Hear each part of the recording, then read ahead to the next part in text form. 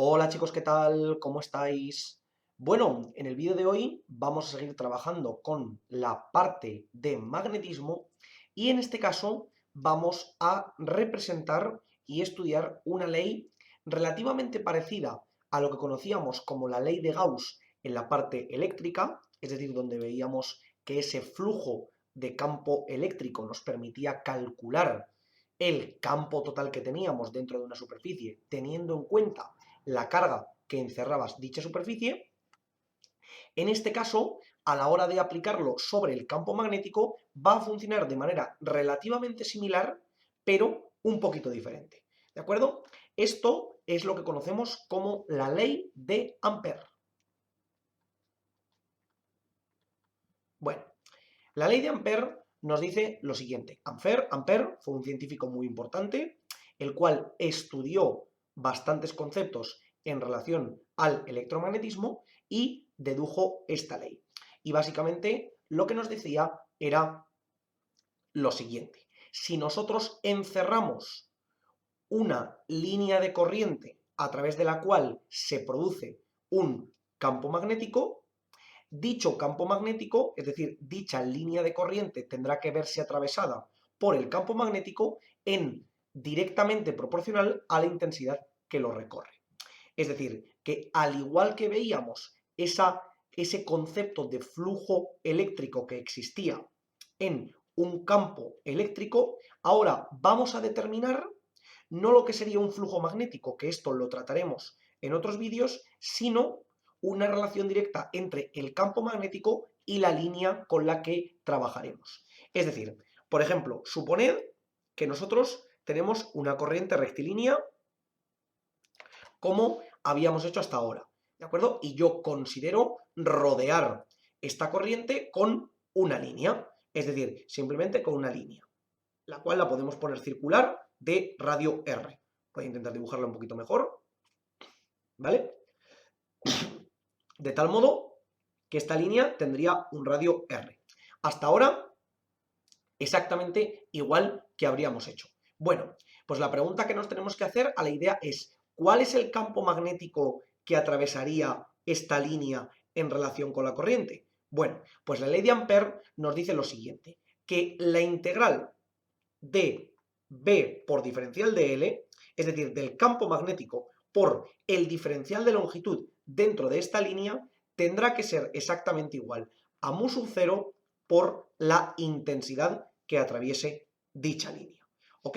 Es decir, ¿a qué nos estamos refiriendo con esto? Pues que existe una proporcionalidad directa entre el campo que se nos genera dentro de la propia corriente y dicha corriente que lo genera. ¿Ok?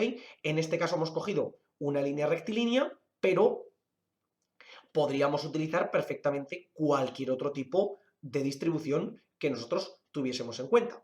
¿Qué ocurre? Que aquí, como podéis ver, tenemos un producto escalar, ¿vale? Si recordáis, teníamos este producto escalar entre el diferencial de L, que tendríamos que sería la línea que nosotros estaríamos recorriendo, y el campo magnético que se nos generaría. Entonces, si recordáis, nosotros calculábamos que el campo magnético generado por una corriente rectilínea uniforme era nu sub 0 por I partido por 2pi r en la dirección phi, es decir, en la dirección radial. Por tanto, si yo amplío esta línea y la pongo tal que así, y cojo un punto cualquiera de la superficie, es decir, de la superficie de la propia línea, ¿vale? Por ejemplo, podría coger este pequeño diferencial de L, como consideramos que nos movemos en la dirección positiva, que era girar en sentido contrario a las agujas del reloj, el vector diferencial de L será este que tendremos aquí. Este será nuestro vector diferencial de L, ¿vale? ¿Por qué? Porque como la línea circular es la que tenemos y estamos moviéndonos en sentido contrario, automáticamente tendremos que escogeremos uno de los pequeños diferenciales, ya sea este o este de aquí o este de aquí o absolutamente cualquier otro que nos pudiésemos imaginar, y consideraríamos ese diferencial de L. Recordad que siempre lo considerábamos en el sentido en el que nos propagábamos, ¿vale? Pero ¿qué ocurre con el campo magnético? Con el campo magnético, como podemos ver, se mueve también en la dirección no radial, sino la perpendicular a la radial, es decir, en la dirección que gira en torno a esta circunferencia, como podemos recordar aquí, ¿de acuerdo? Es decir, si recordáis, veíamos que ese campo magnético siempre era tangencial a la trayectoria. Es decir, aquí teníamos, por ejemplo, en ese punto, el campo magnético que nos marcaba tal que así. Si yo cojo otro punto cualquiera, tendríamos, por ejemplo, que aquí también sería tangente a la trayectoria. Y de esta manera podríamos verlo, por ejemplo, también aquí, donde, independientemente del punto en el que nos encontremos, el campo magnético siempre va a ser tangente a la trayectoria. Por tanto, en este caso podríamos decir que desde este punto el campo sería tangente a la trayectoria, desde este punto el campo sería tangente a la trayectoria y pasaría exactamente lo mismo en todos y cada uno de ellos. ¿Ok? Y en este caso no sería una excepción. Sacaríamos un campo tangente a la trayectoria. Por tanto, ¿qué es lo que tenemos? Si nos damos cuenta, para absolutamente cualquier diferencial de L que nosotros tengamos dentro de la línea que rodea a la intensidad, es muy importante que esta sea una línea cerrada, ¿vale? Para que encierre perfectamente a toda la intensidad. Dentro de esta línea, lo que vamos a conseguir es ver que el diferencial de L va a ser paralelo al campo magnético, ¿vale? Por lo tanto, ¿qué conclusión vamos a llegar? A que B por diferencial de L, que sería B por diferencial de L y por el coseno del ángulo que forman, como el ángulo que forman es igual a 1, automáticamente este término desaparece, perdón, como el ángulo que forman es igual a 0, o lo que es lo mismo, el coseno del ángulo que forman es igual a 1, tendríamos que este término desaparecería porque sería exactamente igual a 1.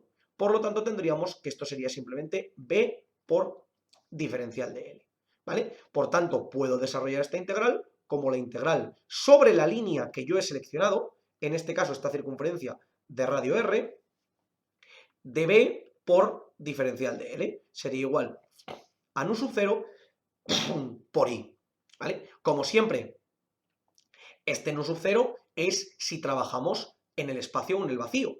En caso de que trabajemos en cualquier otro material que dificulte o facilite la transmisión del campo magnético, tendríamos que variar ese mu teniendo en cuenta el mu relativo que conocemos, ¿vale? Ahora la parte importante es resolver esta integral. Si nos damos cuenta, el campo se mantiene constante, el campo siempre es este, manteniendo el radio, es decir, que tendríamos que esto sería B por la integral de diferencial de L sobre la línea igual a mu sub 0 por I, ¿ok? Y por tanto aquí, ¿qué es lo que tendríamos? Pues tendríamos básicamente que el diferencial de L estaría integrado sobre toda la línea, es decir, que esto sería B por la línea que estamos trabajando igual a mu sub 0 por I. De tal modo que lo que podemos ver aquí sería básicamente que esta B, la línea nos pasaría dividiendo al lado contrario, lo que nos permite recalcular, al igual que ya habíamos aplicado a través de la ley de Biot-Savart para calcular el campo magnético que generaba un conductor rectilíneo y uniforme, la ley de Ampère nos va a de nuevo permitir calcular, en este caso, el módulo de dicho campo y vamos a ver si en efecto coincide. Si yo aquí despejo el campo magnético, tendría que esto sería mu sub 0 por la intensidad partido por 2pi y por r. ¿Por qué 2pi y por r? Porque la línea que rodea a dicho campo, es decir, esta circunferencia que nosotros hemos marcado aquí, será una circunferencia completamente cerrada de radio r. Es decir, que la longitud total de la circunferencia será 2pi por r. Si recordáis, ese ángulo total que barríamos por el radio. Y de esta manera podemos volver a recalcular que en efecto el módulo, tal y como ya habíamos calculado aplicando la ley de Biot-Savart, es exactamente el que esperábamos. La ley de Ampère tiene una gran ventaja y es que nos permite en términos generales calcular absolutamente cualquier campo que se pueda rodear, es decir, aquella intensidad que se pueda rodear por una línea completamente cerrada, nos permite calcular el campo que va a generar dicha corriente teniendo en cuenta esta ley de Ampère. Por tanto, será muy útil para algunos casos futuros que veremos. es muy interesante que lo tengamos en cuenta porque tenemos que ser capaces de desarrollar este tipo de integrales.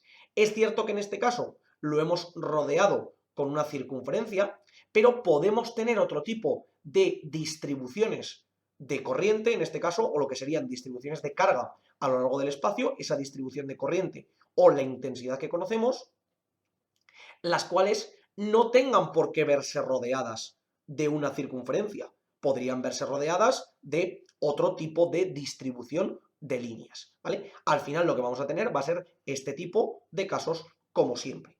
En caso de que la relación que existiera entre el campo magnético y el diferencial de L no fuera tan obvia como la que hemos visto aquí, simplemente tendríamos que añadir esta variable dentro de la integral. Es cierto que si esta variable se mantuviese constante, simplemente habría que sacarla del problema, pero al final la idea sería exactamente la misma. Así que chicos, ya habéis visto que la ley de Ampère nos permite recalcular, en este caso concretamente, y veremos más adelante algunos ejemplos donde nos permitirá calcular de manera mucho más sencilla los campos magnéticos generados por diferentes distribuciones de corriente, que como podéis ver son directamente proporcionales a la permeabilidad del propio medio, donde veíamos que si esa permeabilidad aumentaba o disminuía, teníamos un mayor o menor campo magnético y, por supuesto, será directamente proporcional a la intensidad que circule por dicho circuito. Cuanto mayor sea la intensidad, mayor será el campo magnético. Otra característica muy importante dentro del trabajo con el campo magnético y en cierta relación con la ley de Ampère, que no vamos a utilizar concretamente para calcular los campos magnéticos, pero sí que la utilizaremos para el desarrollo de otras magnitudes que presentaremos más adelante, es lo que conocemos como el flujo magnético.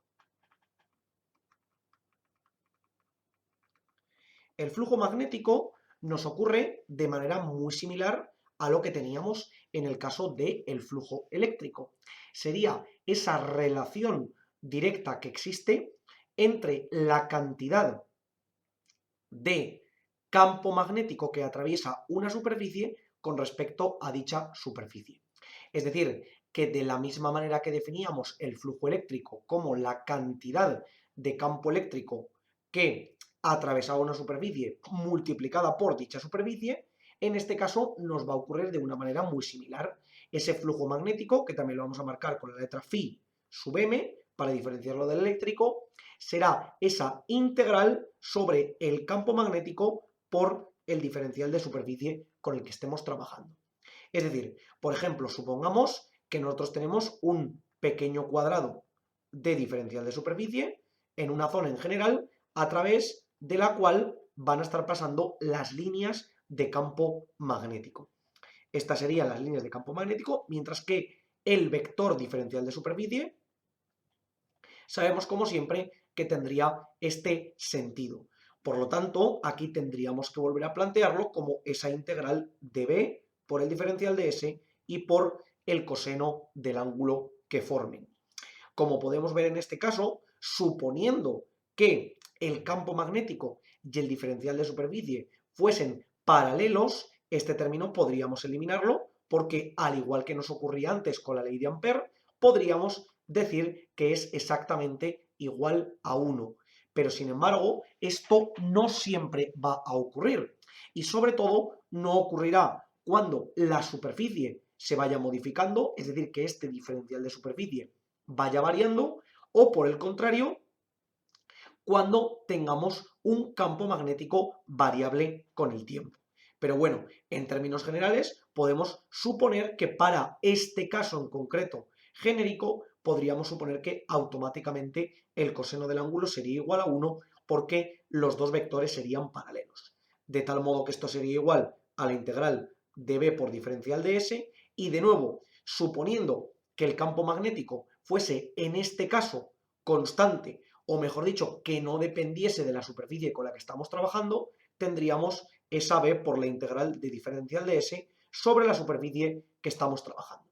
Y como ya conocemos de la parte de el flujo eléctrico, esto simplemente sería b por la superficie con la que estaríamos trabajando y sería exactamente igual a ese flujo magnético. Depende de la geometría con la que estemos trabajando, esta superficie variará. Por ejemplo, suponiendo que estamos en una esfera de radio R, pues esta superficie sería concretamente igual a 4pi por r al cuadrado. O podría ser cualquier otra superficie, como por ejemplo un cilindro, y calcularlo a través de sus tapas superiores y de su cara lateral. Depende directamente en el caso concreto en el que nos encontremos. Y de la misma manera ocurriría con el campo magnético. Podríamos considerar un campo magnético que fuera constante a lo largo del espacio o concretamente en un punto, como el que hemos podido ver aquí arriba, para la determinación del campo magnético generado por una corriente rectilínea, o por el contrario, podríamos ver casos donde ese campo magnético fuese variando en el espacio, como por ejemplo el campo magnético generado por una corriente que estuviera en movimiento o que estuviera en rotación con respecto a un eje, de tal modo que podríamos encontrar ciertas variaciones en este flujo magnético. Por el momento nos quedamos con este flujo magnético directamente ligado a la ley de Ampère, que como ya hemos podido ver, nos permite calcular algunos campos magnéticos concretamente. Precisamente por eso se hace la relación directa entre estos dos casos. La ley de Ampère nos permite calcular algunos campos magnéticos de manera mucho más sencilla que lo que hacíamos con la ley de Biot-Savart, mientras que el flujo magnético nos permite determinar la cantidad de ese campo, o mejor dicho, la cantidad de las líneas de campo que podrán atravesar cierta superficie. Como hemos mencionado antes, esas variaciones de campo magnético las utilizaremos más adelante para definir algunos efectos muy interesantes. Como siempre os digo, chicos, por favor, cualquier duda, cuestión o pregunta que tengáis, dejádmela en los comentarios y nosotros la intentaremos resolver. Por lo demás, muchísimas gracias por el vídeo, espero que os haya servido y que vaya bien.